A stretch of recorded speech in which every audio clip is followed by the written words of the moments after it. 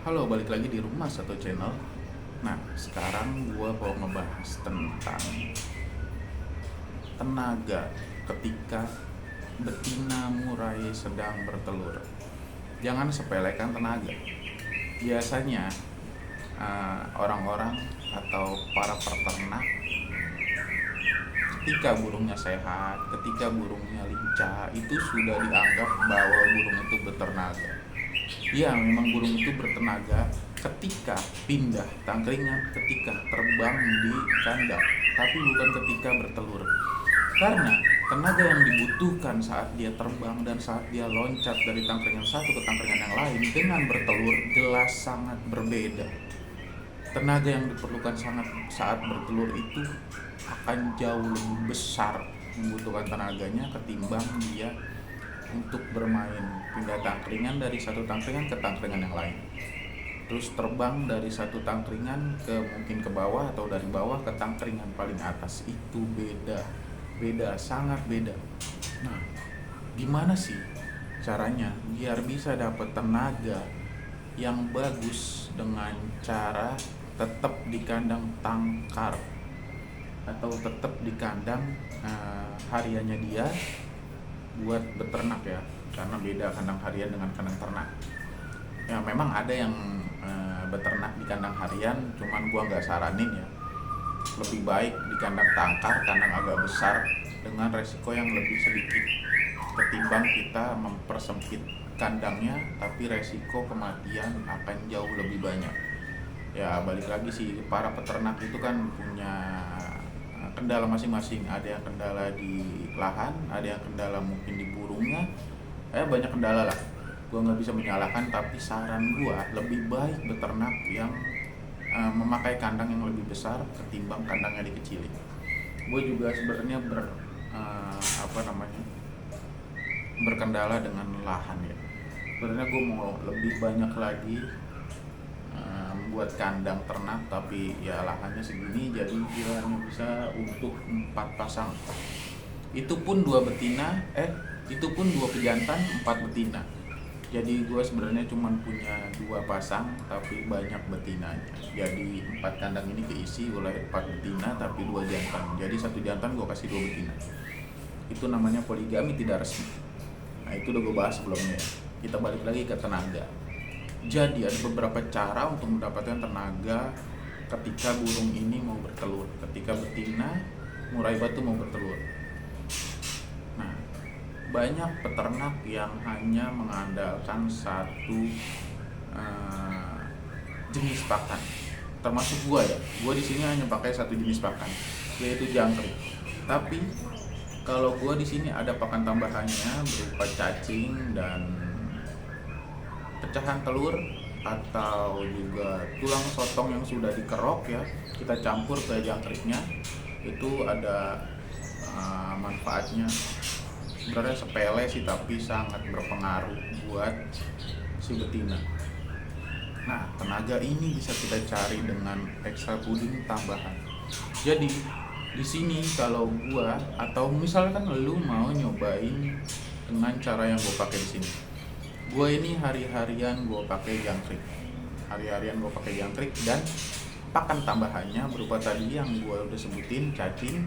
Cacing itu biasanya dikasih sebelum si betina bertelur. Kapan waktu yang tepat ngasih cacing? Ketika sarangnya sebelum bulat. Jadi kan biasanya tahapan murai membuat sarang atau tahapan murai itu bereproduksi, dia biasanya ngangkut sarang dulu sebanyak-banyaknya dari luar dipindahin ke gelodok. Nah, itu dia. Itu posisi atau saat yang pas buat lu menambahkan extra puding berupa cacing dan tulang sotong atau telur yang sudah dipecahkan, diremuk-remuk ya. Kayaknya gue ada deh contohnya. Nah, nih, ini telur ya. Ini telur. Ini udah gue cuci sebelumnya, gue cuci bersih, terus gue jemur sampai kering, terus gue remah-remah gini ya, pecah-pecahkan gini. Nah, ini disebutnya sering juga ngasin. Gue nggak tahu ya kenapa disebut ngasin, tapi ya memang itu sebutannya dari dulu. Jadi si burung ini suka ngasin atau suka menyantap sebuah bebatuan-bebatuan kecil atau cangkang-cangkang hewan lain, itu sebenarnya buat kalsium dia atau buat ketika dia bertelur. Jadi sebelum si betina bertelur, biasanya dia lebih sering memakan makanan yang mengandung banyak kalsium. Itu untuk memperbagus kualitas telurnya, kualitas cangkang telurnya, jadi nanti keras, dia enggak lembek. Nah, banyak kejadian murai meninggal ketika bertelur itu karena kekurangan kalsium. Jadi telurnya lembek, dia susah mengeluarkan telurnya. Nah, kita bahas itu nanti ya di video berikutnya. Sekarang kita bahas tenaga. Tenaga ini biasanya dikasih cacing, tadi kita bahas ya. Kita balik lagi ke tenaga. Cacing itu ngasihnya ketika si betina ngangkut sarang. Nggak usah banyak-banyak. Biasanya betina ngangkut sarang itu 3-5 hari dia udah bulat. Itu normalnya, tapi bisa lebih lama dari itu. Jadi 3-5 hari itu kalian kasih cacing. Kalian kasih cacing untuk sepasang itu cukup 3-5 ekor tiap hari. Tiap hari kasih cacing atau 2 hari sekali nggak masalah. Itu buat nambah tenaga dia ketika nanti mengeluarkan telur.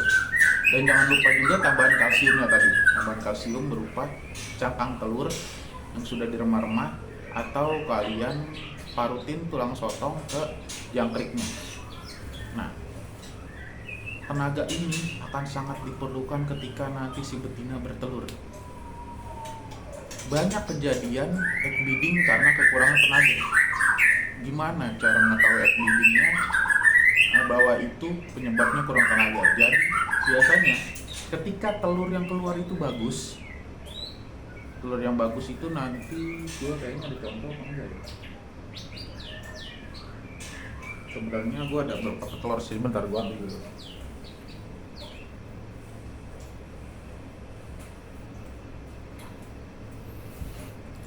Nah, ini telur murai. Ini telur murai yang lumayan bagus. Kenapa gue bilang lumayan bagus? Dia warna coklat atau warna gelapnya nyebar dari atas ke bawah, samping kanan kiri sekeliling itu menyebar warna gelapnya. Nah, yang jelek bagaimana? Yang jelek itu ketika warna si telur gelapnya lebih sedikit daripada terangnya.